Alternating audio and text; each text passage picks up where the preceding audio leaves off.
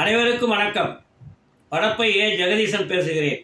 இதுவரைக்கும் நம்ம சேனலை சப்ஸ்கிரைப் பண்ணாதவங்க முதல்ல சப்ஸ்கிரைப் பண்ணிவிடுங்க. அப்படியே பக்கத்தில் உள்ள பெல் பட்டனை டச் பண்ணிவிடுங்க. குடும்ப அமைதியை பற்றி சொல்ல போகிறேன். இருமணம் இணைவது திருமணமாகும். திருமணத்திற்கு பின் மனைவியும் கணவனும் சேர்ந்து வாழ்வது உலக நடப்பு. கணவனும் மனைவியும் அன்பு உள்ளவர்களாகவும் இருக்க வேண்டும். அது மட்டுமல்ல, ஒருமித்த கருத்து உள்ளவர்களாகவும் இருக்க வேண்டும்.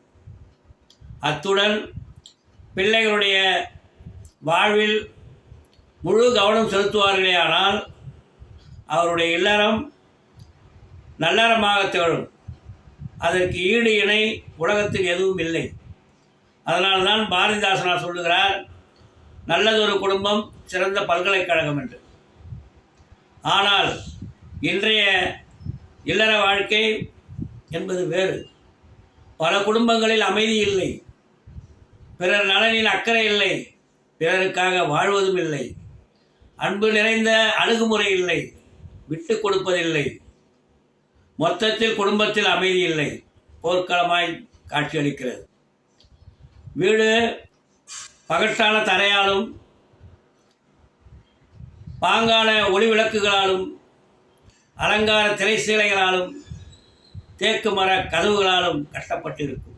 ஆனால் வீட்டினுள் அமைதி இருக்காது.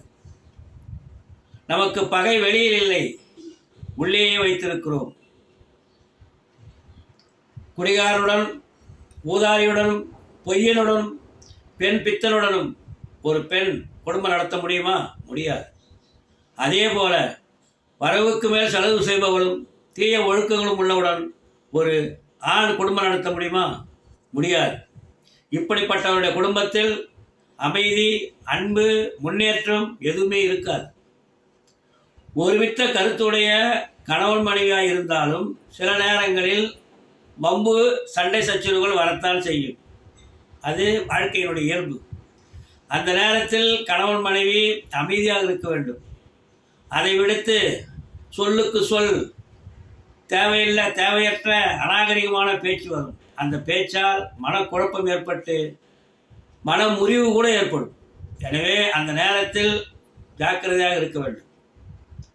பெற்றோர், மனைவி, மக்கள் இவர்களுக்கு துணையாக இருப்பதுடன் அன்பாகவும் இருக்க வேண்டும். கணவன் என்பவன், மனைவி என்பவள் குடும்பத்திற்கு ஒத்துழைப்பவளாகவும் குடும்பத்திற்கு நல்ல பேர் வாங்கி தருபவளாகவும் நல்லொழுக்கம் உள்ளவளாகவும் இருக்க வேண்டும்.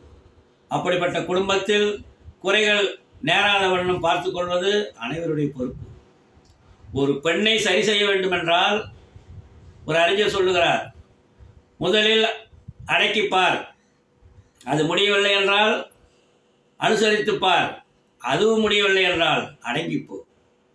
ஒரு நல்லது என்றால் அதிலே கொஞ்சம் தீயதும் இருக்கும், ஒரு தீயது என்றால் அதிலே கொஞ்சம் நல்லதும் இருக்கும். எனவே தீமைகளை, குற்றங்களை சமாளிப்பதில் கணவனும் மனைவியும்